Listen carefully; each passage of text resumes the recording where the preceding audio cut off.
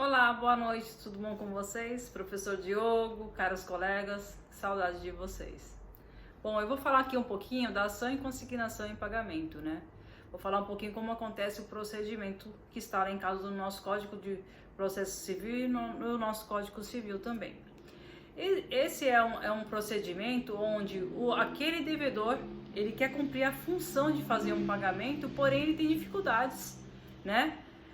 Interposta pelo credor para que ele execute aquele pagamento. Então, no nosso Código Civil ali, ele traz um regramento onde esse credor, né, ao interpor esses obstáculos ao devedor para pagar, ele vai fazer o quê? Um pagamento forçado naquele credor, porque ele quer pagar, mas o credor está tendo algumas dificuldades que ele o impede de fazer aquele pagamento. Então, ele vai fazer uma ação em consignação em pagamento, onde ele pode fazer de duas formas, né? Ele pode entrar tanto pela via extrajudicial ou pela via judiciária. Ele entrando pela via judiciária, ele vai distribuir a inicial. Ali, assim que o juiz receber aquela inicial, ele vai dar um comando de que o autor deve fazer o depósito consignado no prazo de 5 dias, né? Distribuindo a petição inicial, trazendo esse réu a fazer a sua contestação no prazo de 15 dias para que ele venha aceitar o depósito ali consignado, ou ele venha fazer alguma contestação a respeito daquilo que ele não acorda ali naquela ação. Se ele contestar o valor, dizendo que o valor é menor do que aquilo que o devedor deveria pagar, o que vai acontecer? Tendo essa contestação provida, o autor da ação terá que complementar esse depósito para que ele tenha a sua ação procedente a seu favor. Assim que tiver tudo correto com o depósito, o valor está tudo correto, o réu credor poderá erguer esse depósito para ele e o autor da ação estará livre da sua obrigação e a ação terá um provimento legal para ele que realmente ele conseguiu aquilo que ele queria, efetuar o pagamento que ele tanto tinha dificuldade de ele fazer. Aí tem algumas posturas que a gente pode comentar sobre os credores nesse tipo de ação. Existe aquele credor que ele é revel, que ao interpor a ação, ele não aparece para levantar o depósito, ele não aparece para contestar o depósito, ele simplesmente não aparece na ação. Então o juiz ali vai dar provimento àquele autor da ação, dizendo que ele cumpriu a obrigação dele, né, de fazer o depósito, e aquele depósito que foi ali depositado, já que não apareceu nenhum credor para levantá-lo, será transformado em coisas vagas, como está disposto no nosso Código de Processo Civil, no artigo 744. Uma outra atitude, outra postura do credor, às vezes ele vem na ação dizendo que ele tem ali, que ele é o credor tem direito a levantar aquele valor ali na ação.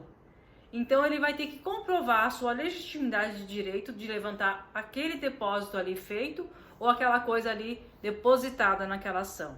E estando tudo correto, reconhecendo que aquele valor é o devido, tudo, o réu terá o direito de levantar o seu valor do depósito ali consignado e o devedor, o autor da ação, terá a sentença com provimento para a sua tão querida e sonhada ação de pagamento, que ele efetuou o pagamento dele ali. Uma outra coisa que pode acontecer, uma outra postura, é de repente numa ação, quando você não sabe a quem pagar, porque se dizem vários credores, dono daquele valor a receber, o que vai acontecer? Vai ser interposta a ação, os credores serão intimados a comparecer à ação, se o depósito estiver correto, esse autor da ação terá a sua sentença provida, com o seu cumprimento da ação resolvido, quitado, pago, sua obrigação foi feita. Porém, a ação ela continua pela segunda fase, porque daí será discutido quem é o credor legítimo a receber esse valor ali depositado e consignado naquela ação. Estando decidido e comprovada a legitimidade, aquele credor ou aqueles credores, seja o mais que um de repente, poderá levantar o depósito ali feito naquela ação. Um outro tipo de ação de consignação é o que? É a ação de consignação em aluguéis, que é uma ação que não está no nosso Código de Processo Civil e nem no nosso Código Civil. Ele está ornamentado e orquestrado pela Lei 8.245/91. Essa é a lei do inquilinato, porque às vezes aquele inquilino ele tem uma obrigação de cumprir ali o pagamento do seu aluguel, mas não tem a quem pagar, porque ele não sabe a quem pagar, não tem aonde depositar aquele aluguel, não sabe a legitimidade do local onde deve pagar, porque de repente, muitas vezes, aquele inquilino, ele não tem a quem pagar, porque de repente morreu o dono, o proprietário da casa, então ele não sabe a quem mais pagar aquele depósito. Então, para aquilo não ficar gerando multas e juros, ele vai fazer uma ação em consignação em pagamento. Peticionando a ação ali, o que acontece? A inicial é disposta, o juiz vai demandar no mesmo despacho que seja feito o depósito em 24 horas pelo autor, e no mesmo despacho ele também vai chamar o réu a se manifestar no processo.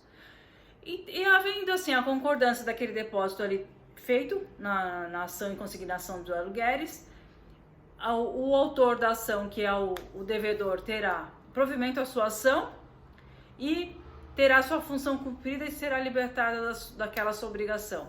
Já o réu credor, nesse caso, poderá levantar o depósito, porque não teve nenhum tipo de contestação, mas porém será punido a pagar as custas do processo e os honorários advocatícios.